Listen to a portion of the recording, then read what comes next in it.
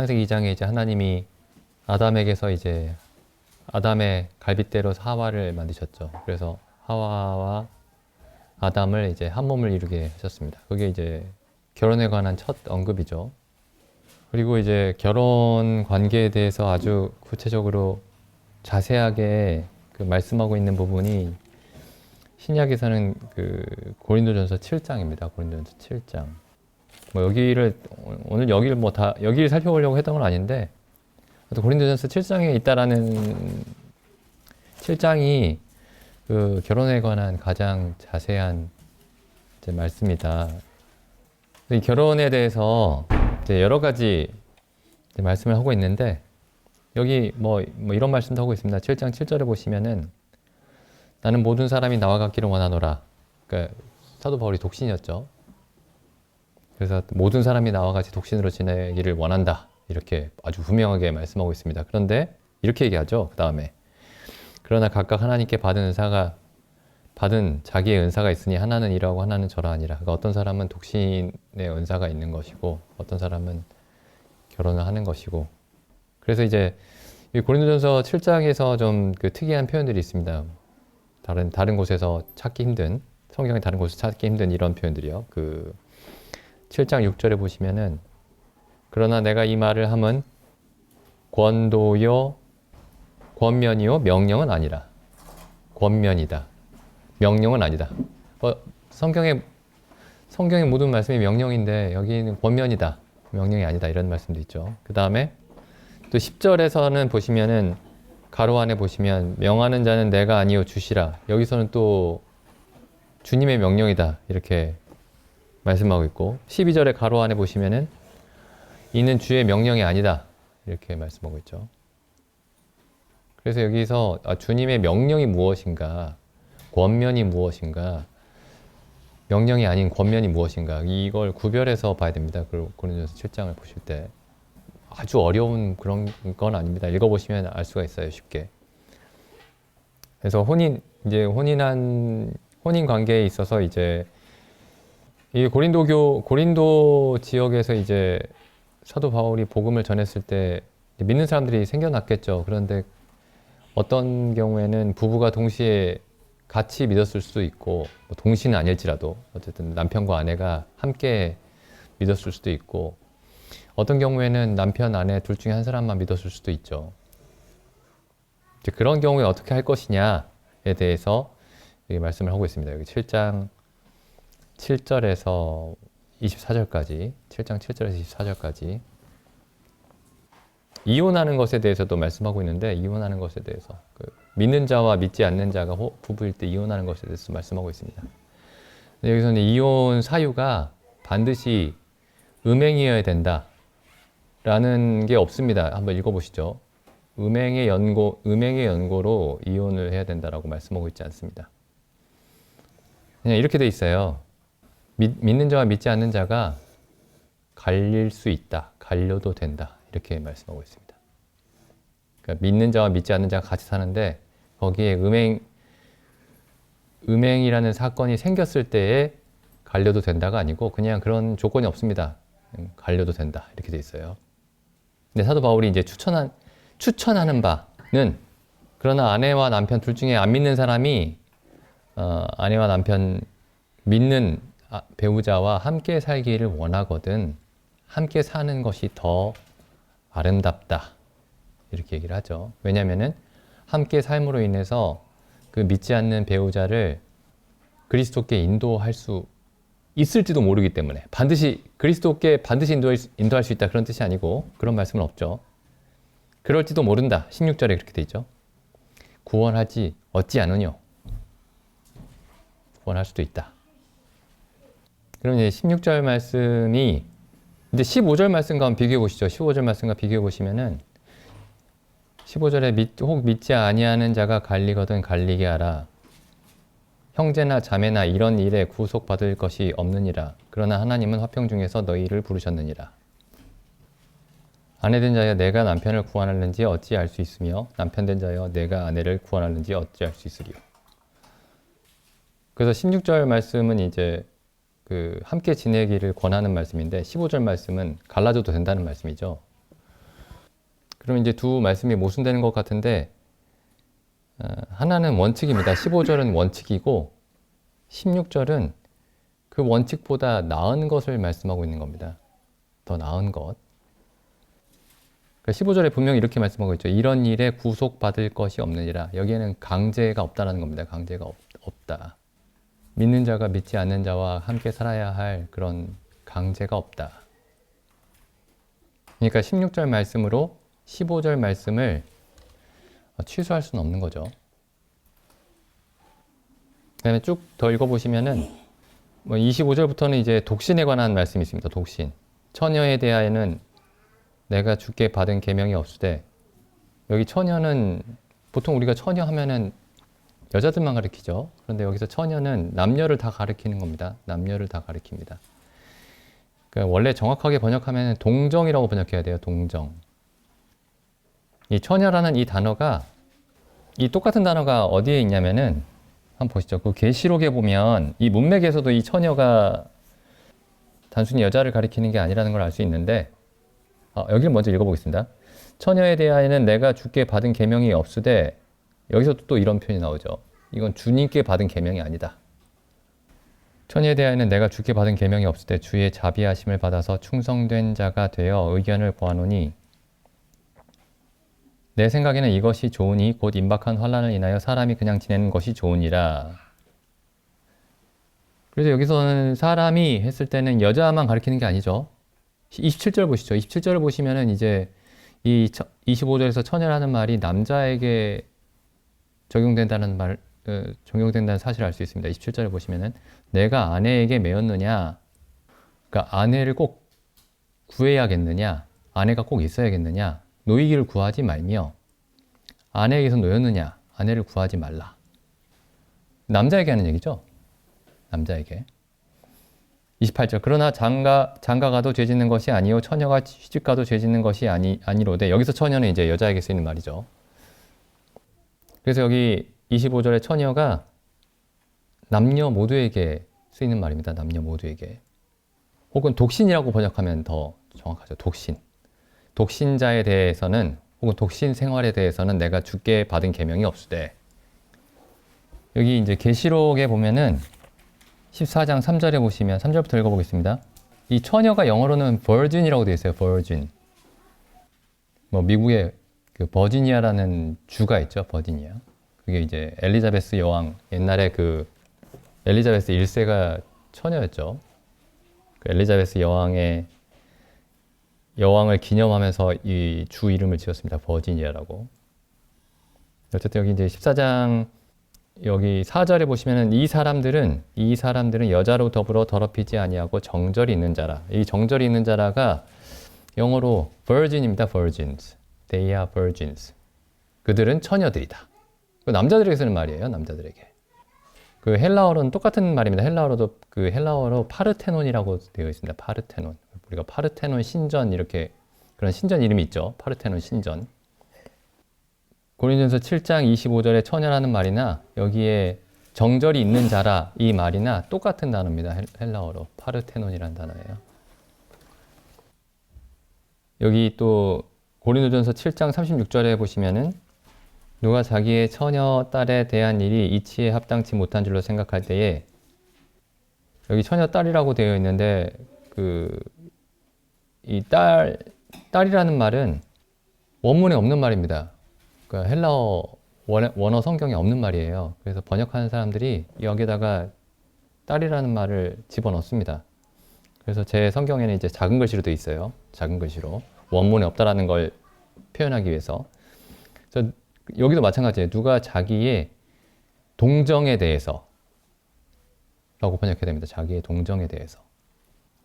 그 밑에도 보면 이제 처녀 딸이라는 표현이 계속 나오죠. 그래서 옛날에 제가 있던 교회에서는 이 구절을 근거로 처녀 딸은, 38절에 보면 이런 표현이 있죠. 그러므로 처녀 딸을 시집 보내는 자도 잘하는 것이거니와 시집 보내지 아니하는 자가 더 잘하는 것이라. 그래서 여기 처녀 딸을 시집 보내는 거다. 성경에서는 처녀 딸이 자기가 알아서 가는 게 아니고 시집 보내는 개념이다. 그래서 아버지가 딸을 시집 보내는 거다.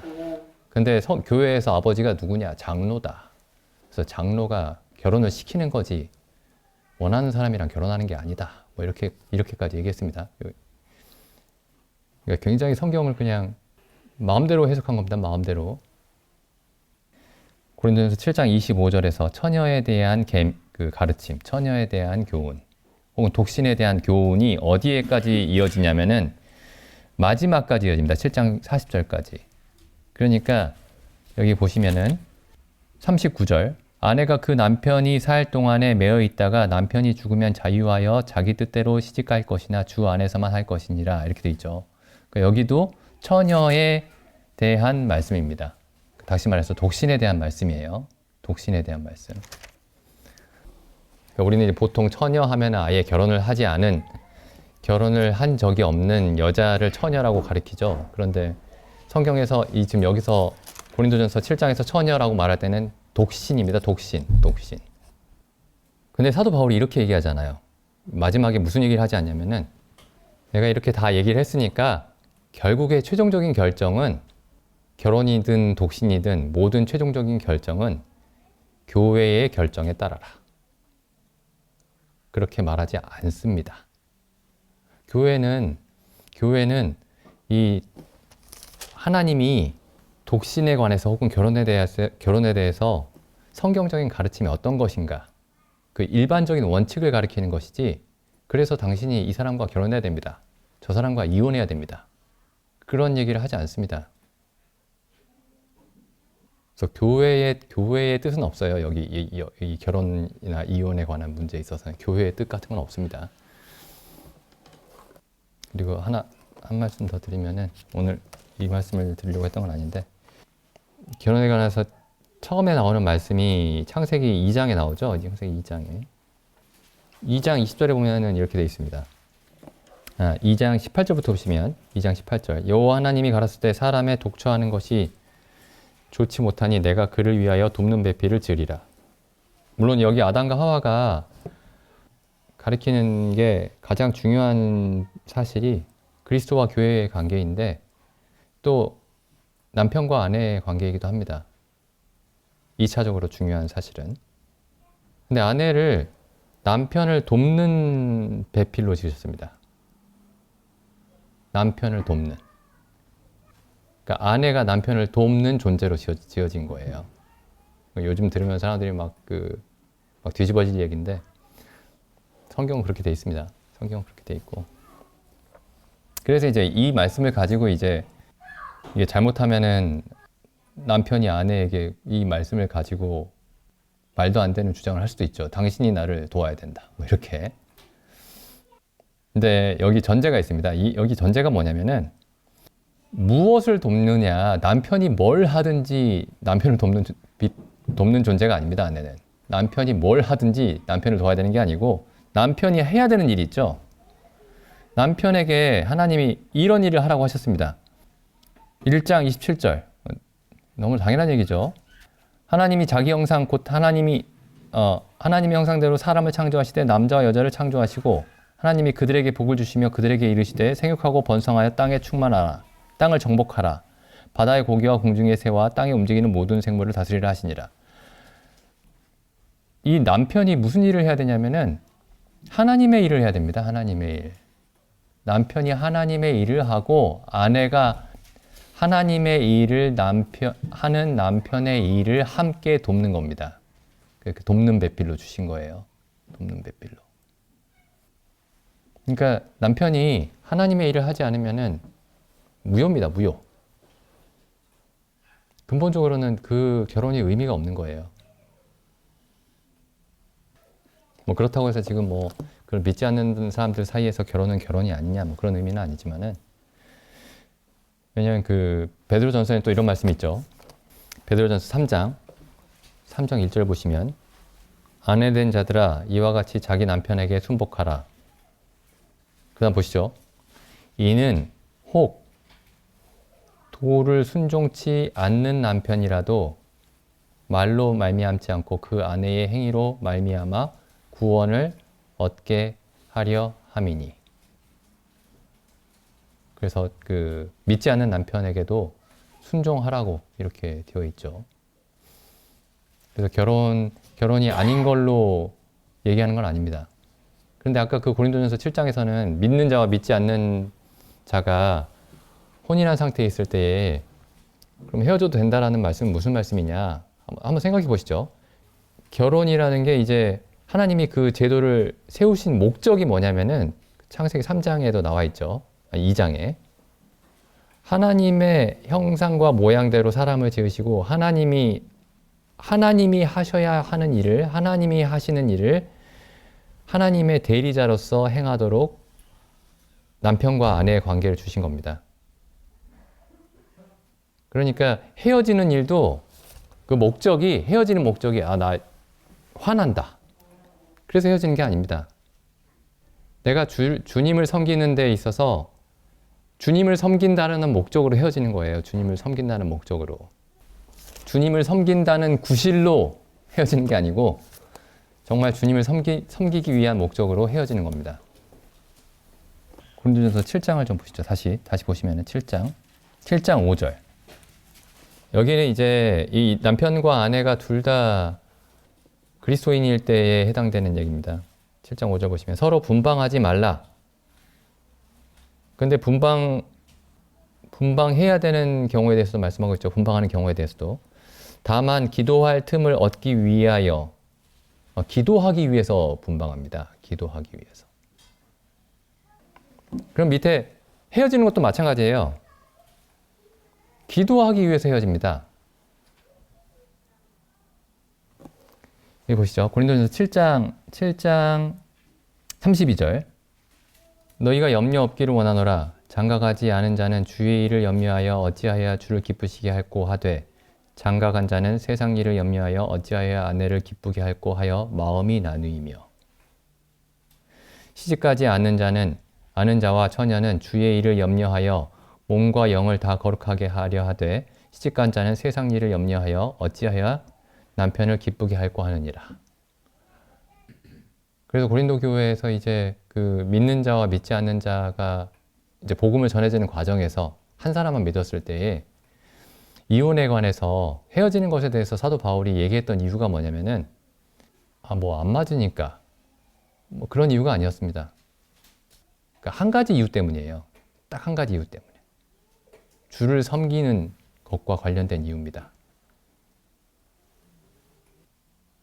그래서 성경에서 이제 그 결혼이라는 그 제도를 하나님이 왜 세우셨는지, 그 목적이 무엇인지 깊이 생각해 볼 필요가 있습니다. 그리고 그게 하나님이 사실 그 사람을 지으시면서 주셨던 명령이죠. 생육하고 번성하고 땅에 충만하고 땅을 다스리고 땅을 정복하라.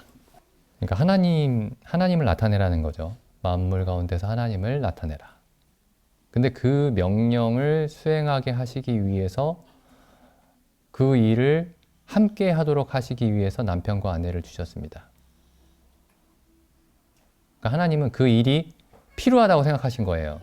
그 결혼이라는 제도가 사람이 하나님의 명령을 수행하기 위해서. 이게 굉장히 이게 좀 여기 창세기 2장 18절에 나오는 표현 있죠. 굉장히 좀 충격적인 표현입니다. 어찌 보면은 2장 18절에 보시면은 하나님이 엿새 동안 천지와 만물을 창조하시면서 하나님이 항상 하시던 말씀이 뭐였냐면은 성경에 기록하고 있는 말씀이 매 하루하루 지날 때마다 지으신 것을 보시기에 좋았더라. 보시기에 좋았다라는 말씀이 계속 반복되고 있었습니다. 그리고 여섯째 날에는 지으신 모든 것을 보시니 보시기에 심히 좋았더라. 이렇게 말씀하셨죠. 그런데 여기 보면은 아주 전혀 다른 표현이 하나 나옵니다. 2장 18절에 여호와 하나님이 가라사대 때 사람의 독초하는 것이 좋지 못하다. 좋지 못하다. 개인적인, 개별적인 경우에 대해서 말씀하고 있는 게 아니고 어떤 일반적인 경우입니다. 일반적인 경우. 그래서 하나님이 지금 이 일을 행하게 하기 위해서 결혼이라는 제도를 세우신 겁니다. 하나님이 사람을 지으신 목적을 세상에 만물 가운데 하나님을 나타내는 그 일을 하시기 위해서 생육하고 번성하고 땅에 충만하고 땅을 다스리는 일을 하게 하기 위해서 이 부부 혹은 결혼이라는 제도를 만드신 거죠. 그러니까 세상이 돌아가는 게 이제 죄로 인해 죽어버린, 그리고 하나님께 반역하는 세상이 어디를 향해서 먼저 나아가는지 알 수 있습니다. 그게 뭐 가장 집중적으로 무너뜨리려고 하는 제도가 이 결혼이라는 제도입니다. 세상이 돌아가는 게. 그래서 뭐 결혼이라는 제도 밖에서 남녀 간의 관계에 대해서 이제 그런 것들을 약간 미화하거나 적어도 뭐 죄 같은 건 아니다. 그렇게 큰 죄는 아니다. 그런 생각들을 퍼뜨리는 거죠. 뭐 영화나 무슨 노래 가사나 이런 것들로 퍼뜨립니다. 우리나라의 그 간음에 대한 법이 사라진 게 얼마 안 됐죠.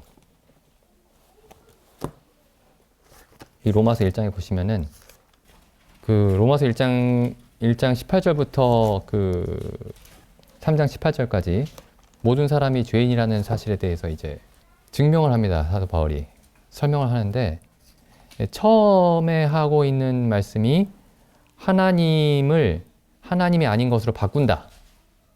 하나님이 아닌 것으로, 하나님을 피조물의 형상으로 바꿔버렸다. 라는 얘기를 먼저 합니다. 그래서 그게 1장 18절부터 23절까지 있죠. 그러니까 하나님을 알지 못한다. 그러니까 모든 죄의 근원에 대해서 말씀하고 있는 겁니다. 여기 1장 18절부터 23절까지는. 그리고 그 죄의 근원에서 나오는 첫 번째, 그 죄의 나무라는 데서 열리는 첫 번째 그 열매를 뭘 얘기를 하고 있냐면은 이 하나님이 세우신 이 결혼이라는 제도가 사라지는 것에 대해서 얘기를 합니다. 여기 24절 보시면 그러므로 하나님께서 저희를 마음의 정욕대로 더러움에 내어버려 두사 저희 몸을 서로 욕되게 하셨으니 이제 성적인 타락에 대해서 말씀하고 있죠. 그래서 결혼이 그냥 그리스도인들끼리 만나서 결혼하는 거다. 뭐 단순히 그런 얘기가 아닙니다. 결혼은 하나님이 사람을 지으신 그 목적을 이루시기 위해서 만드신 제도입니다.